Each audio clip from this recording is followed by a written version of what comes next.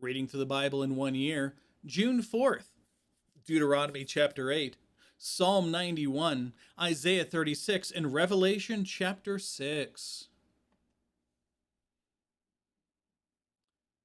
Carefully follow every command I am giving you today, so that you may live and increase, and may enter and take possession of the land the Lord, Yahweh, swore to your ancestors. Remember that the Lord your God led you on the entire journey these 40 years in the wilderness, so that he might humble you and test you to know what is in your heart, whether or not you would keep his commands. He humbled you by letting you go hungry, and he gave you manna to eat, which you and your ancestors had not known, so that you might learn that man does not live on bread alone, but on every word that comes from the mouth of the Lord. Your clothing did not wear out, your feet did not swell these 40 years. Keep in mind that the Lord your God has been disciplining you just as a man disciplines his son. So keep the commands of the Lord your God by walking in his ways and fearing him.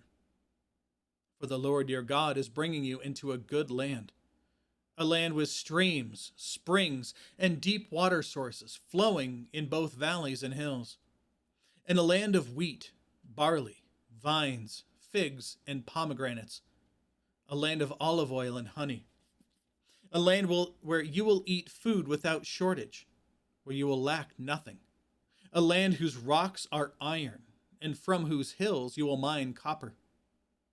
When you eat and are full, you will bless the Lord your God for the good land he has given you.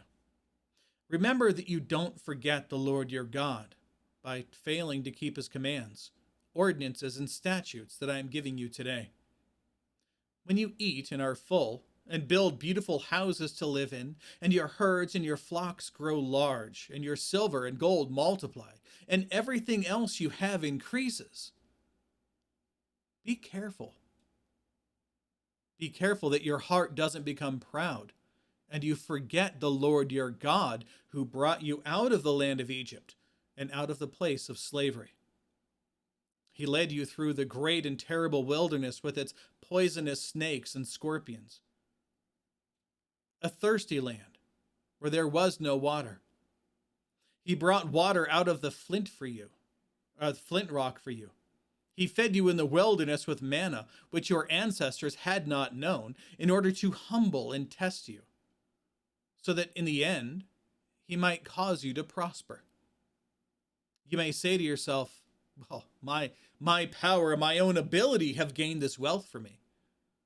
But remember that the Lord your God gives you the power to gain wealth in order to confirm his covenant he swore to your ancestors, as it is today. If you ever forget the Lord your God and follow other gods to serve them and bow in worship to them, I testify against you today that you will certainly perish.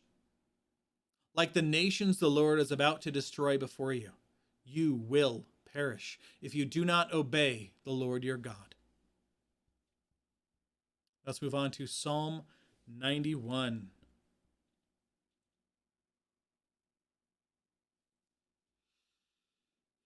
The one who lives under the protection of the Most High dwells in the shadow of the Almighty. I will say concerning the Lord, who is my refuge and my fortress, my God in whom I trust. He himself will rescue you from the bird trap and from the destructive plague. He will cover you with feathers, and you will take refuge under his wings. His faithfulness will be a protective shield. You will not fear the terror of the night, the arrow that flies by day, the plague that stalks in darkness, or the pestilence that ravages at noon. Though 1,000 fall at your side and 10,000 at your right hand, the pestilence will not reach you. You will only see it with your eyes and witness the punishment of the wicked. Because you have made the Lord, Yahweh, my refuge, the Most High, your dwelling place. No harm will come to you. No plague will come near your tent, for he will give his angels orders concerning you, to protect you in all your ways. They will support you with their hands, so that you will not strike your foot against a stone. You will tread on the lion and the cobra. You will trample the young lion and the serpent. Because he has set his heart on me, I will deliver him. I will protect him because he knows my name. When he calls out to me, I will answer him. I will be with him in trouble. I will rescue him and give him honor. I will satisfy him with a long life and show him my salvation. Now, Isaiah 36.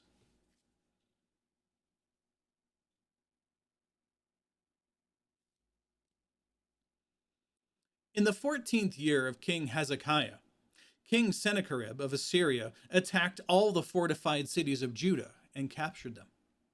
Then the king of Assyria sent his royal spokesman, along with a massive army.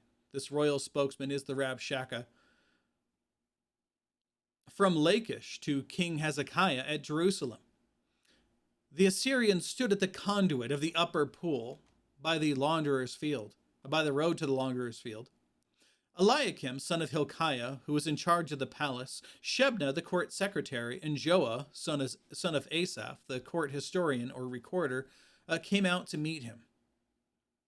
The royal spokesman, Rabshakeh, said to them, "Tell Hezekiah, the great king, the king of Assyria, says this."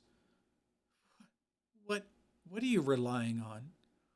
You think mere words are a strategy and strength for war? Who are you relying on that you have rebelled against me? Look, you are relying on Egypt, that splintered reed of a staff that will pierce the hand of anyone who grabs it and leans on it. This is how Pharaoh, king of Egypt, is to all who rely on him. Suppose you say to me, "We rely on the Lord our God. Isn't he the one whose high places and altars Hezekiah has removed, saying to Judah and Jerusalem, you are to worship at this altar?" We'll get to this later when we go through the book of the Kings, but just know that Hezekiah was a good king. Honestly, Judah had quite a few good kings. There's a split that's going to come between Judah and Israel. But Judah had quite a few good kings. Israel had no good kings. They had one king who was kind of okay for a little bit, and then he turned bad. All the rest were terrible. But Hezekiah was one of the good ones. Now, the people had, for generations, done exactly what we've just been told not to do as we read through the book of Deuteronomy. They built high places to worship idols and to have orgies and worship the stars of the sky and the plants and the trees and all of the gods and idols of the land. They were following after all the nations around them exactly as God told them not to do and as they swore not to do. We'll get to that later. And so God had brought judgment on them time and time again. And Hezekiah, as a good king, showed up and he wiped out. He's one of the few who actually did this and wiped out all of these high places. They've had some good kings before this, but they didn't wipe the high places out. They didn't stop the people from worshiping their idols in other places and told them that they can only worship God in Jerusalem. This is what Hezekiah did. So Sennacherib, king of Assyria, and Rabshakeh, basically his spokesperson, right? They know this. They know that they've torn these things down, but they don't know the God of Israel. They don't know that that is what he demands, that we don't worship anything else and that we only worship him in Jerusalem, this doesn't happen initially. It happens a little bit later, but we'll get there. This is what happens. They're doing what they're supposed to do. But again, Sennacherib, king of Assyria, and the Rabshakeh, they don't know that this is what was happening. All they see is that, well, the God of Israel, they tore down the altars that they were worshiping on. So what kind of a good king is this if he ruins these things? This just shows that they don't understand the God of Israel. So he continues. Verse 8. Now, make a deal with my master Sennacherib, the king of Assyria, and I'll give you 2,000 horses if you're able to supply riders for them. He's mocking the ability for them to have enough men to do the work. Then how can you drive back a single officer among the least of my master's servants? How can you rely on Egypt for chariots and horsemen? Have I attacked this land to destroy it without Yahweh's approval? He knows the name of God. Now he's saying that he's doing it because God, the God of Israel, told him it's okay to do it. And not only that, that God told him to destroy these people. Here he says and lies about God, Yahweh said to me, attack this land and destroy it. Then Eliakim, Shebna, and Joah said to the Rabshakeh, please speak to your servants in Aramaic, since we understand it, but don't speak to us in Hebrew within earshot of the people who are on the wall. But the Rabshakeh replied, has my master sent me to speak these words to your master and you, and not to the men who are sitting on the wall, who are destined with you to eat their own excrement and drink their own urine? Then the Rabshakeh stood and called out loudly in Hebrew now. This is what the king says. Listen to the words of the great king, the king of Assyria. This is what the king says. Don't let Hezekiah deceive you, for he cannot rescue you. Don't let Hezekiah persuade you to rely on Yahweh, saying, Yahweh will certainly rescue us. This city will not be handed over to the king of Assyria. Don't listen to Hezekiah, for this is what Sennacherib, king of Assyria, says. Make peace with me. Surrender to me. Then every one of you may eat from his own vine in his own fig tree and drink water from his own cistern, until I come and take you away to a land just like this land, like your own land, a land of grain and new wine, and a land of bread and vineyards. Beware that Hezekiah does not mislead you by saying Yahweh will rescue us. Has any one of the gods of the nations rescued his land from the power of the king of Assyria? Where are the gods of Hamath and Arpad? Where are the gods of Sepharvaim? Have they rescued Samaria from my power? Who among the gods of these lands has ever rescued his land from my power? So will the Lord rescue Jerusalem now? Will Yahweh rescue Jerusalem from my power? He's literally saying that he's more powerful than God. But they kept silent, and they didn't say anything, for the king's command was, don't answer him. Then Eliakim, son of Hilkiah, who was in charge of the palace, and Shebna, the court secretary, and Joah, son of Asaph, the court historian or recorder, came to Hezekiah with their clothing torn and reported to him the words of the Rabshakeh. Pulling up the rest of the notes here for you. There we go. All right. So let's move on to Revelation chapter 6. Yeah. Cool. That's a really great story to go through. It's probably one of my favorites, but we'll get there. Okay.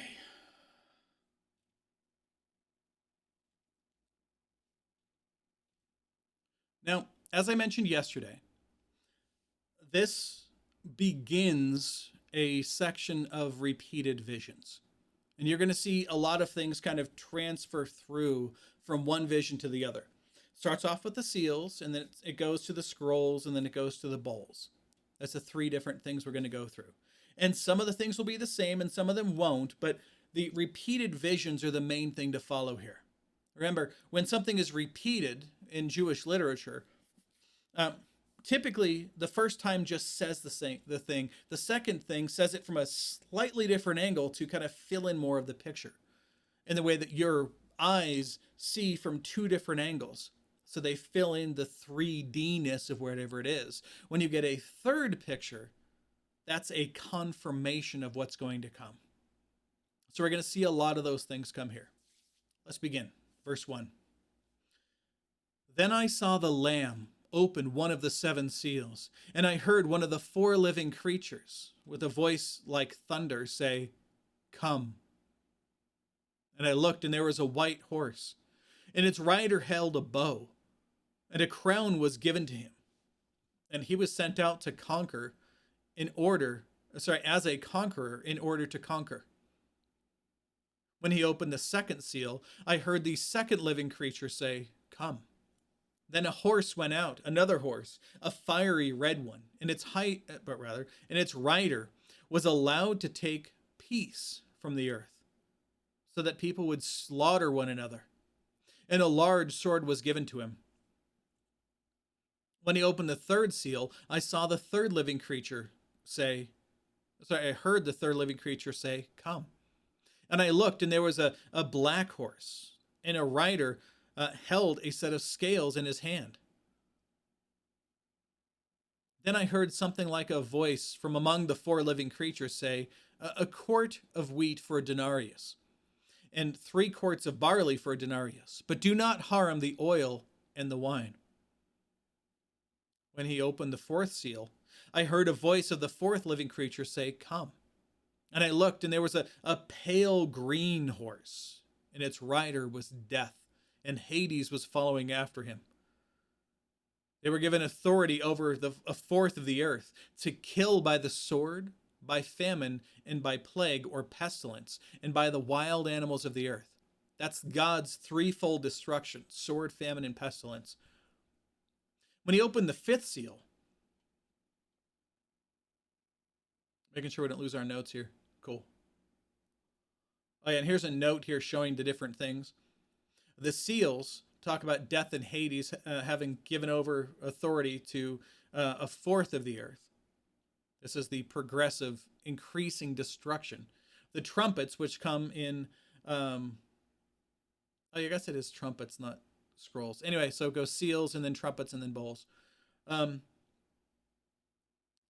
trumpets begin in chapter 8, and then the bowls of destruction begin in chapter 16, and those are now every living creature. So it goes a quarter, a third, and then everything. Back to the fifth seal, verse 9. When he opened the fifth seal, I saw under the altar the souls of those who had been slaughtered because of the word of God and the testimony that they had given. And they all cried out with a loud voice, "Lord, the one who is holy and true, how long until you judge those who live on the earth and avenge our blood?" So they were each given a white robe, and they were told to rest a little while longer, until the full number would be completed of their fellow servants and their brothers and sisters, who were going to be killed just as they had been. Then I saw him open the sixth seal, and a violent earthquake occurred, and the sun and the moon turned black like sackcloth made of hair. The entire moon became like blood, and the stars of heaven began to fall to the earth, as a fig tree drops its unripe figs when shaken by a high wind. The sky was split apart like a scroll being rolled up, and every mountain and island was moved from its place. Then the kings of the earth, the nobles, the generals, the rich, the powerful, and every slave and free person hid in the caves and among the rocks of the mountains. And they said to the mountains and the rocks, "Fall on us and hide us from the face of the one seated on the throne and from the wrath of the Lamb, because the great day of their wrath has come. And who is able to stand?" This is a great book. It needs to be read carefully, but it needs to be read and understood. Again, all the notes, fantastic. All right, and that is all for today. So, God willing, we'll be back tomorrow. Behold, the word of the Lord.